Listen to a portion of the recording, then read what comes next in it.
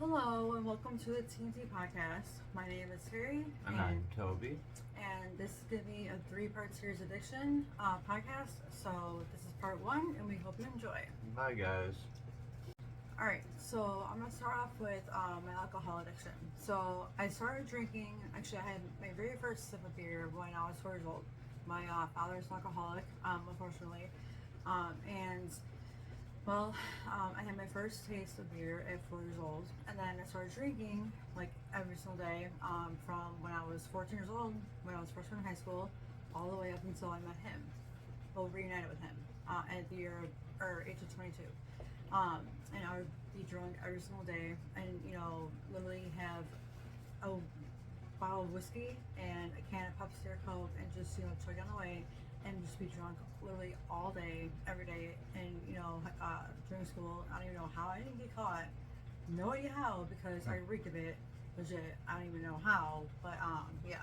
So I was legit an alcoholic for 8 years, 8 years. But then, and when I actually quit, um,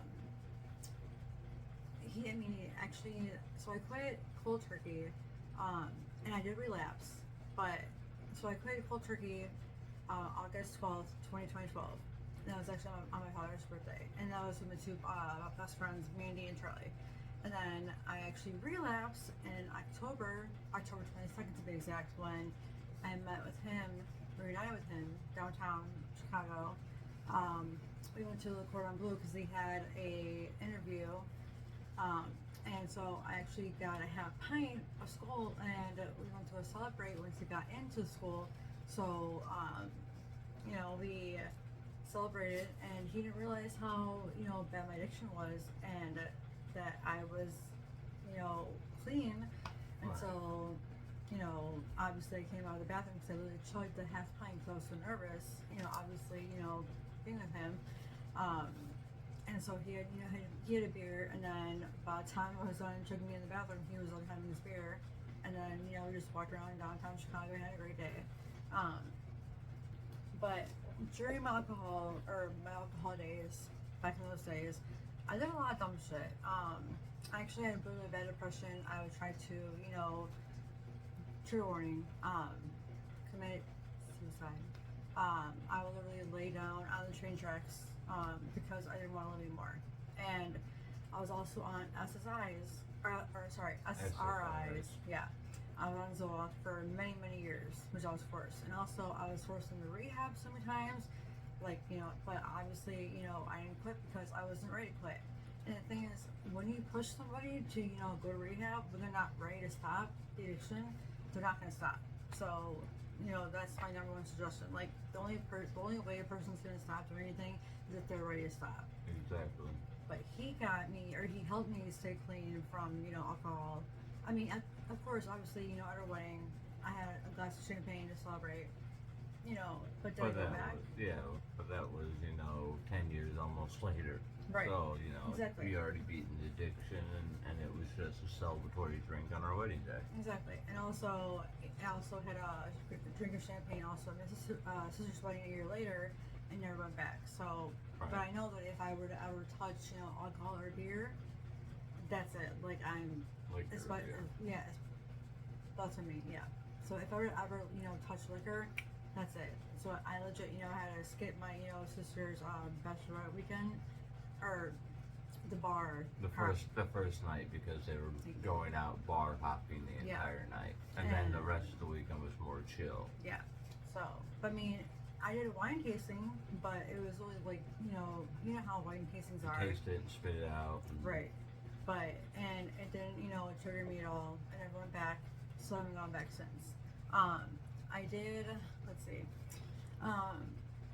So, do you really count that as a relapse then? I mean, I don't, honestly, no. I mean, Yeah. I absolutely don't. So, but ever since then, I haven't drank. So, I consider myself, still in remission from alcohol, ever since October 22nd. So now we're going to go into my drug addiction. Alright, so now when it comes to, The darker side of things. yes, which is trigger warning. So I was addicted to heroin. I'm going to explain that. So I actually, back in 2014, I actually started getting addicted to opiates, um, and this is how it led to heroin. So there was a coworker of mine, and I actually fell. It was in the winter time, so I fell on ice, and I hurt my wrist really bad because I had carpal tunnel. So a coworker of mine, she knew how much pain I was in, and she gave me a Norco, a 10 milligram Norco, and also gave me tramadol. And so I liked the feeling. Like when I took it, I was like, oh my god! Like literally, felt like I was on cloud nine. No, I never felt so You good. feel superhuman. Yeah, like I felt invincible. Like I was untouchable. Like nothing. I just felt like the best, right? And so then it started to turn into like trading. But she also had Xanax, and so I was doing a lot of benzos, Xanax, or Klonopin at the time too. Not realizing how bad those withdrawals would be. Like they're literally deadly. Um, and if I knew that stuff, would I ever touched it? No, absolutely fucking not. But Right. And I know that as well. yeah, so it started like I would trade my Adderall because I have ADD, I mean, even though yeah. it's ADHD. But And it started off as something completely innocent. It didn't Right. start out as, oh, I want to try drugs just because I wonder what it feels like. well, No. actually, Well- when I was drinking, with, back with my, with Charlie, me and him, for our children's sake, we always told each other. I told him I want to try every single drug that there, was, to mankind, just so I would know what when my children would come home and if they were high, I would know what they were high on. Mm. So I done crack, I done, cocaine, I done PCP, I done, LSD, I done mushrooms, I done literally anything and everything you could think of except for meth. You haven't done ayahuasca. What is that? Well, it's actually all natural thing. It's more like mushrooms, but instead of mushrooms, it's actually like a whole body like cleanser. Like it's more like you go out to the Amazon jungle to like a small little village, and like they'll have the village making up like a huge batch of ayahuasca, and you'll stay there for 4 or 5 nights. You'll have like healing ceremonies, sound baths, massages, and then during that time you'll have like two. Oh, I think I've heard that. You'll have like 2 ayahuasca ceremonies, and it's similar to mushrooms in the sense that it's a hallucinogenic, but it's an hallucinogenic that goes in and like allows your spirit to like really open and come out and allow you to like fix issues in the world. Huh. Well, So- that makes sense. Okay. So it's a good thing, and it comes from the tree, or sorry, the bark of a tree and roots. Well, that makes sense. I mean, and I've never done that, but I have heard I of it haven't now. either, but Now that I bought it, I've heard of it. because it heals a lot of people. They go for the healing. It's Yeah, all I the think toxins. Megan Fox and MGK, I think, I Oh, believe sure. they did that. I'm yeah. sure. It gets everything already. Like it's a cure. Yes. Yeah. 100% Did that, whole yeah. body cleanser and mind cleanser. Like Yes. it's like if your brain is like a toilet and somebody took a big shit and clogged it. That goes in and is like, whoop, Do you go to like personal, like your like hell? huh? Do you go into like a personal hell? Not like a personal hell, but yeah, you do. Okay, so you, yeah, that's what- you that's go what in it and is. Okay, you yeah. go in, you face your fears and confront them. And, Yes. Yeah. That's what. Yeah, because I heard Megan. I watched an interview about Megan Fox doing that. Yeah. Yeah. But back to what you were saying. So yeah. So I done every single drug to mankind. You name it, I done it except for meth. That's the one other thing I'll never ever touch. But because I was taking Adderall, people consider that as meth because of the amphetamines. I guess that's considered legal meth. I don't know, but if it is, then I guess I've done every single thing. But you know what? It's the pure same. meth, I haven't. At the same side of it, doctors also have legal heroin that they prescribe as well to patients that has the most severe pain. Like it's actual legal heroin. So there's nothing that can be said about somebody taking Adderall especially that's been taking it all of their life, that was put on it by their parents as a kid. Right. So my addiction to the pills got so bad, right? And I was tired of trading my Adderall because obviously I needed it, right? So I met this coworker, we'll just call her Melanie, okay? So Melanie and I became inseparable because, well, she was into heroin, and I did try it, in like 2009, but I never. I mean, that was a little bit like it wasn't crazy, right? So when I started hanging out with her, my other coworker was really, really upset because she knew what was gonna happen, and that obviously she was right. And the thing is, he never knew. He never knew. I But wish, my I wish I did because I obviously, of course, would have done something sooner. But yeah, once I did know, I did take the right actions and steps, and even saved her life from, you know, passing one day possibly. yeah, and we'll get into that. That's for episode 2. No, actually, no. 3. No, that we can actually talk about that right now because Oh. that is part of this. Oh, okay, Yeah. sorry. No, you're fine.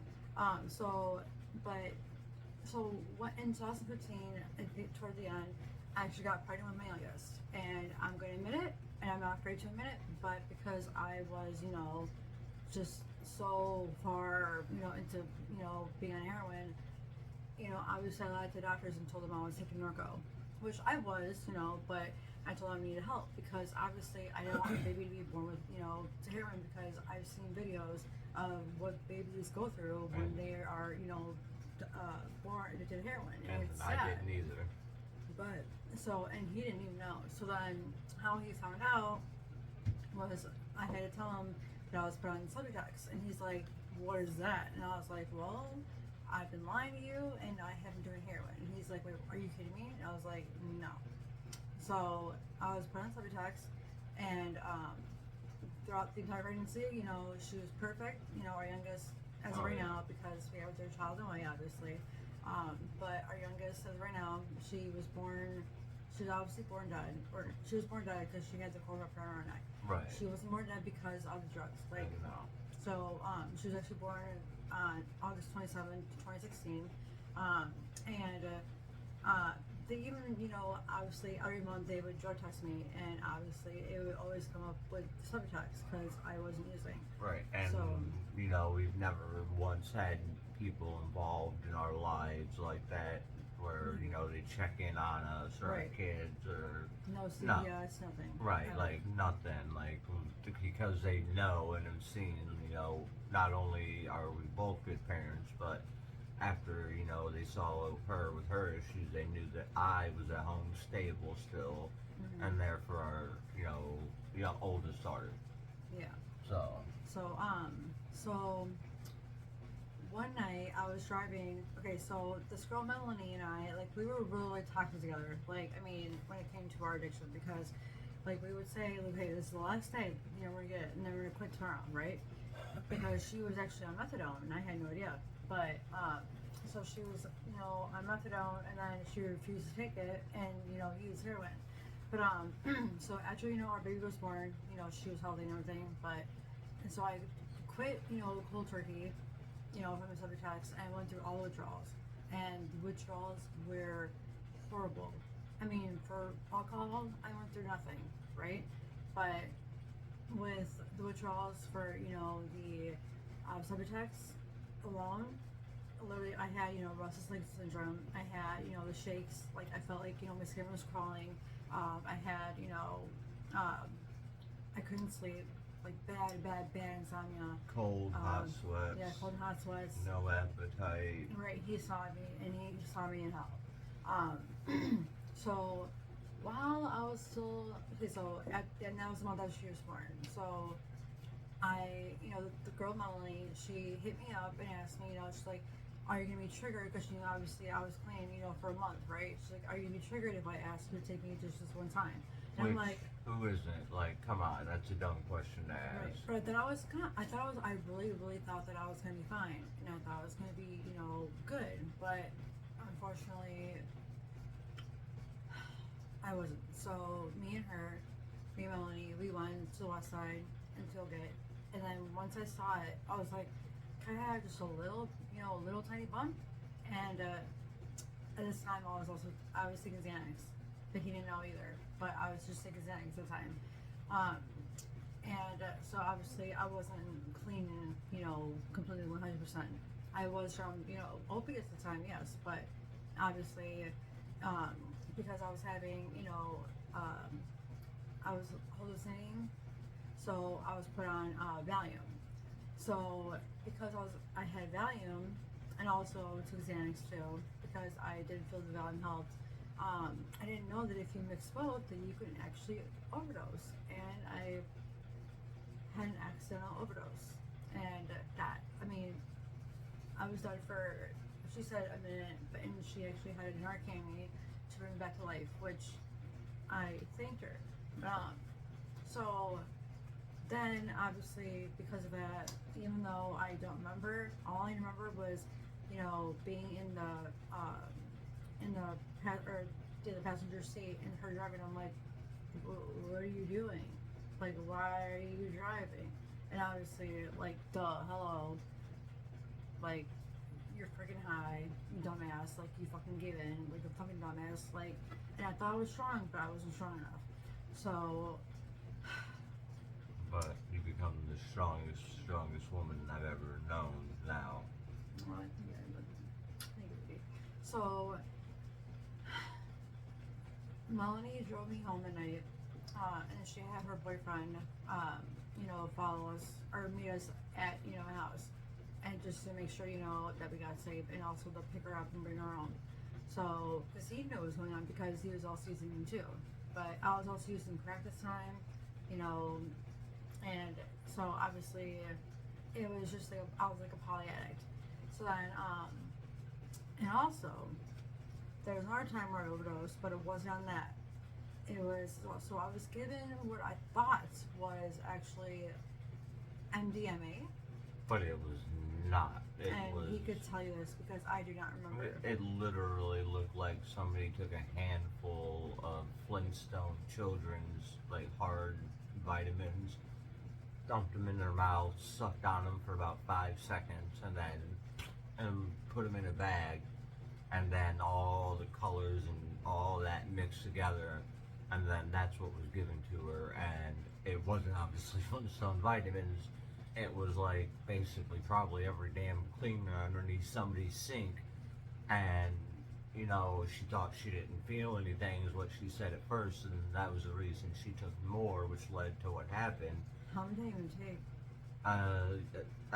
The first night you said you started off with 2, didn't feel anything, took 2 more, and then took 2 more, and then you stayed up all night, and then went to work, took more at work, and then got home, and that's when you took, like, I don't know, a couple or a few more, and then that's when, Well, that makes sense. you Why I started overdosed. to overdose, and that's when I immediately, picked you up, grabbed you, put you in the shower, the cold ass shower, and I stood in there with you, and made sure that it cooled your body down. Was I overheating? Yeah, on those types of drugs, yeah, if you don't cool the person down, your brain will fry, literally fry, and you'll die. Like, I've seen it on so much stuff. So that's why I knew what to do, and I brought you in the shower, and I put you in the cold shower. That even wasn't enough to fully, like, it brought her back, but it wasn't enough to fully bring her back to everything, and I had to go further. And I don't want to explain what that further is, even though the further was consented by her, but it was a life-saving thing. I remember this. Yeah. I I had to do a certain act to bring her back, and it worked. Like, it sounds crazy. If I could say what I did, I would, and everything, because it worked, but yeah. Yeah. I mean, obviously, I'm pretty sure there's a good band on YouTube who said, what he did, but Right. it was intentional. So if you know, you know. I mean, if it doesn't take a rocket scientist to, figure out what obviously we freaking did. Right, exactly. But it was 1000%, consensual, and it was, life-saving. Who picked me up though? I did. I picked you up. You picked me up. What car? Because I had the car. No, you were already here. No, I'm saying from work. You Like, drove home. I drove home. Yes. Well, Yes, you drove home, and then once you came home, that's whenever immediately knew something was wrong then because Wow. you had to come home from work early. Not even mom offered to drive? No, nobody, Wow. nobody did. And obviously, I didn't have the car because you did, so or else I would have driven it. Were you on the phone with me the entire time the way home? Yeah, I was talking to you, and then Oh my gosh. you were in the hallway, and that's whenever you like went to go drop to the ground, and then I caught you, and then I literally picked you up like in my arms and carried you into the bathroom and turned the water on as cold as it was go, and you like like shocked your system, of course, which is what it had to do, but you know it wasn't enough. It did work because it got you to come back to like lucidity and breathing and consciousness, but not to where you could actually This function. is after our birthdays, wasn't it? Yes, actually it was Mhm. because now I remember. So how? So the person that gave it to me is no longer with us, unfortunately. And I'm sorry to say this, but it's a good thing that he isn't because you know what? Thank This you. person, no, he almost killed not only my wife, but he also, you know, was caught trafficking large amounts of other drugs. And I know this because he told me. Oh, I didn't know that. Yeah, So- he got caught with a kilo of cocaine, a bunch of pills, and a bunch of weed. I had no idea about that. Yeah. Wow. Okay. So how did I quit everything? So well, the benzos obviously was really hard, but I quit that along with the opiates. But also I did oxy, I had narco, I had perks, I did. You know, I mean, every single opiate you can think of, I did. Like I legit. Well, not you know, every, but- morphine. Not every, but a I'm lot. sorry, except for Roxy. Well, there's still some others, but Well, the majority. I mean, all yeah, the ones that I you know did, of, I did. Yes, you did all the All ones, the ones that I know. that were common on the street. Yeah. But I mean, I knew many people that I knew where to get it from. And how did I get the money for that? Because obviously, you know, I was, you know, the bread maker while I was home to the girls. But I did stupid stuff, and I regret it.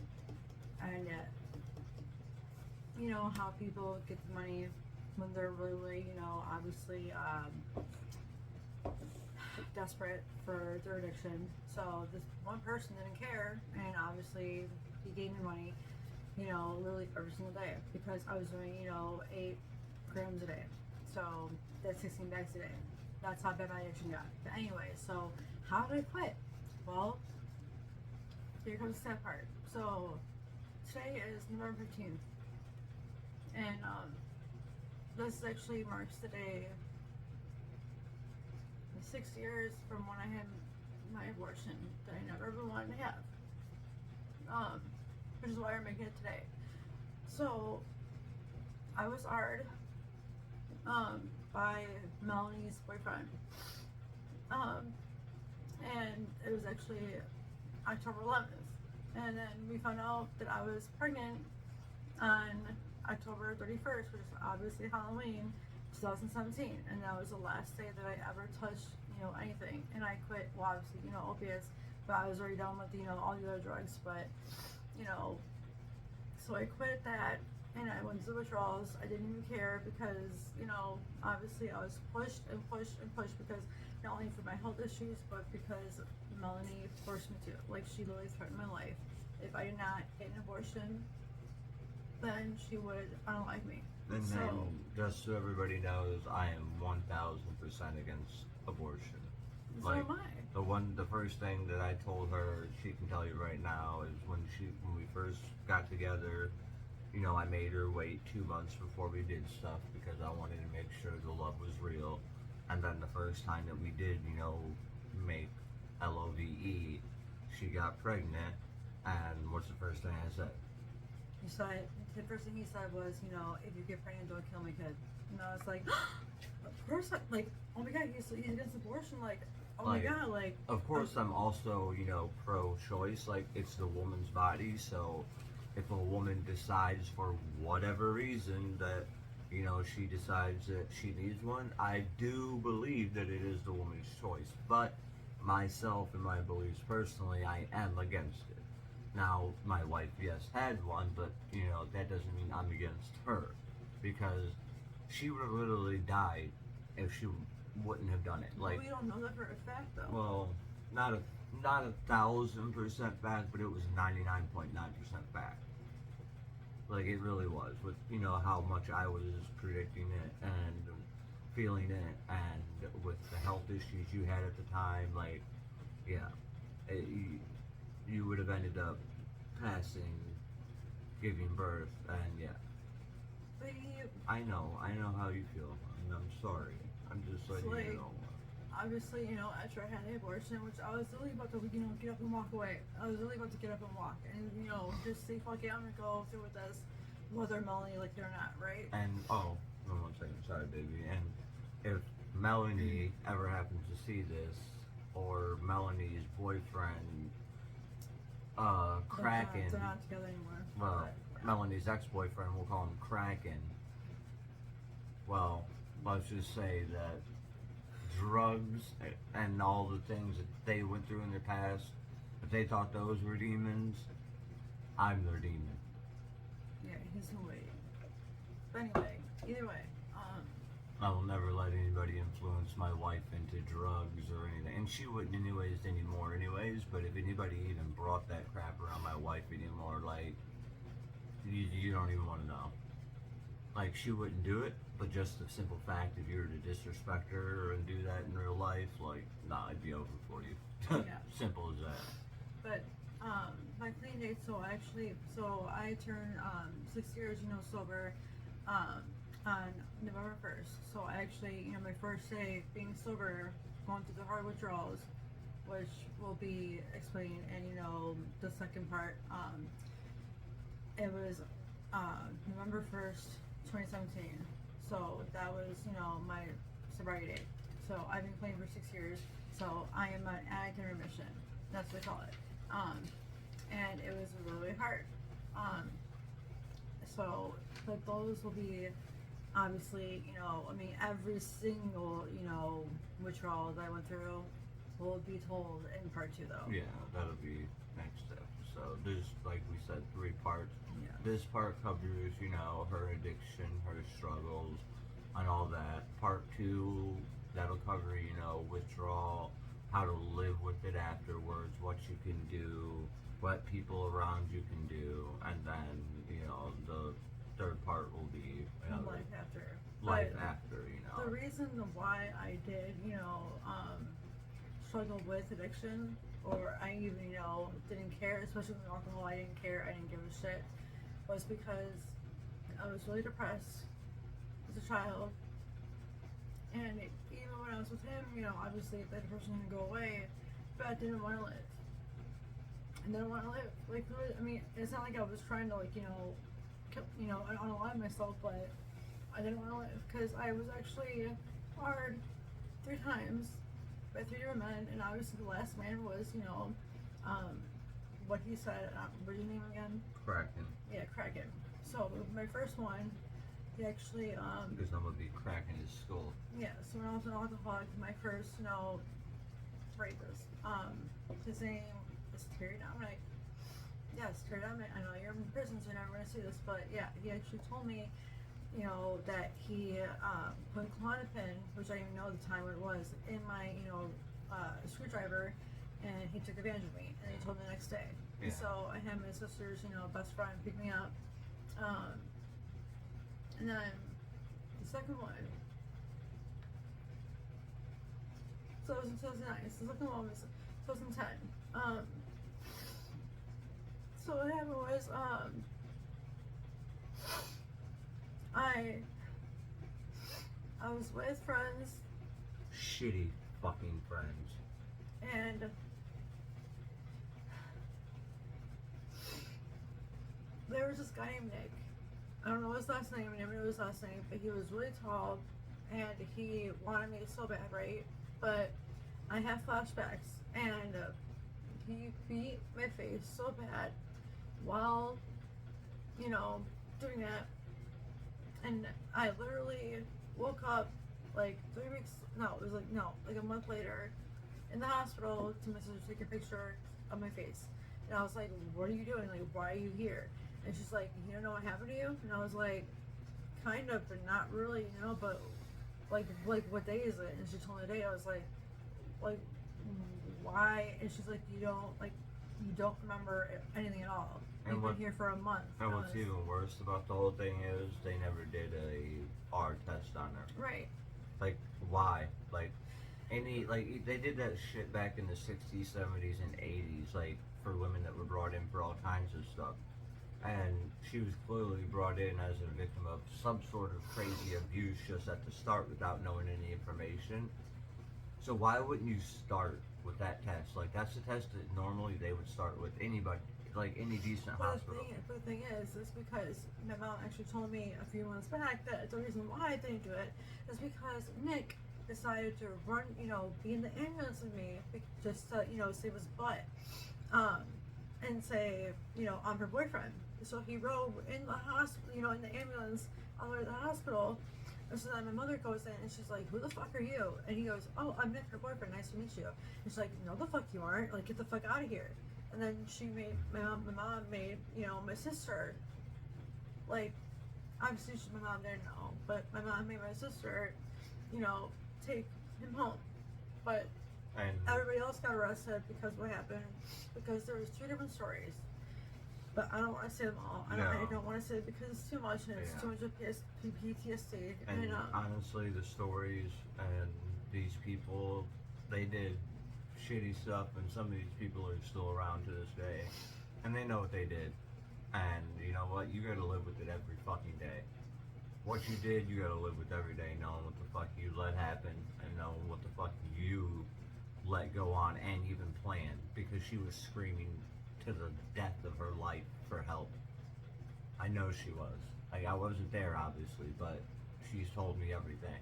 And it was a dark neighborhood, and in the middle of night, nobody in their right mind can say they could not hear a woman screaming the neighbors called. for death. The neighbors called. So, those people, they were not good friends.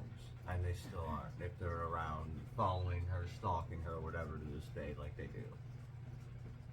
So, but yeah, so that explains my addiction. Relapse, from, the opiates, no. No, she honestly has never, and I could say that, and I've never ever been prouder of my wife or anybody in my entire life than this woman right here that beat everything that she has beaten.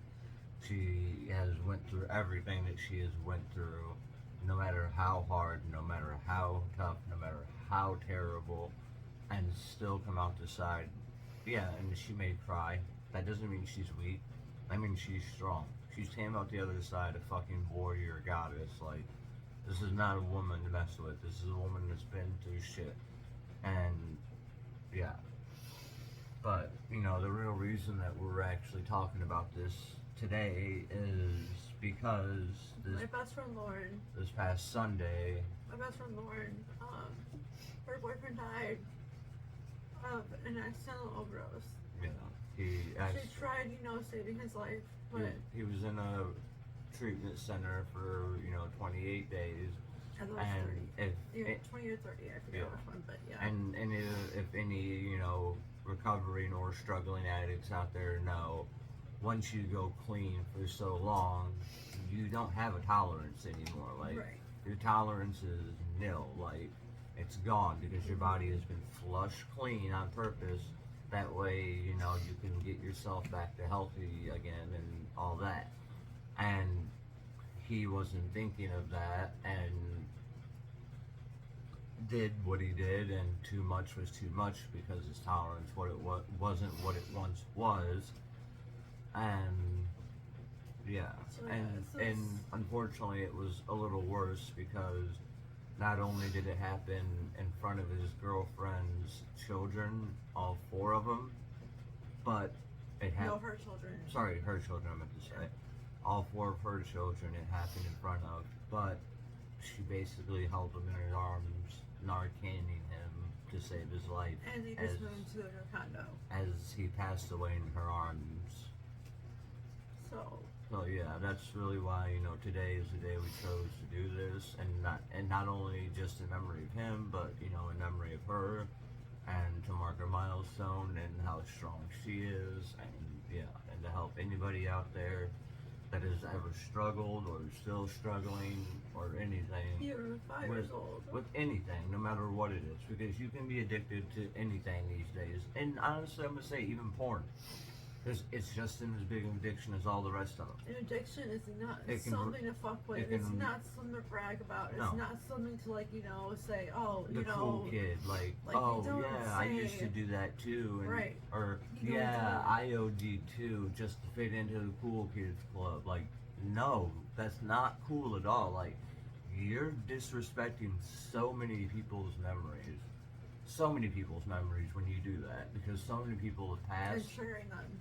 and triggering the ones that are still here because of, oh, you think it's cool to do drugs and overdose. The fuck it is. Right. Exactly. So if you're one of those type of people too, a shit talking storyteller that likes to be cool to fit in, don't, because you're hurting people in the process. It hurts people because of the ones that they love that are gone, and it hurts the ones that are still here, that are still struggling, or have loved ones that are struggling. Exactly. So, just be a little bit more sensitive. Yeah, these people may be doing these substances, like, our friend that passed this past Sunday, but he was an amazing guy. He was on the map program. Like, he actually was an amazing guy. Like, we were supposed to go on a double date. he like was this not month, just some too. junkie just sitting around and gross, nasty. Like he had a job. No, like, he had a job. right. Like, he helped take care of, his girlfriend's 4 kids. Like, he drove them around. He drove her around. Like, and she is just.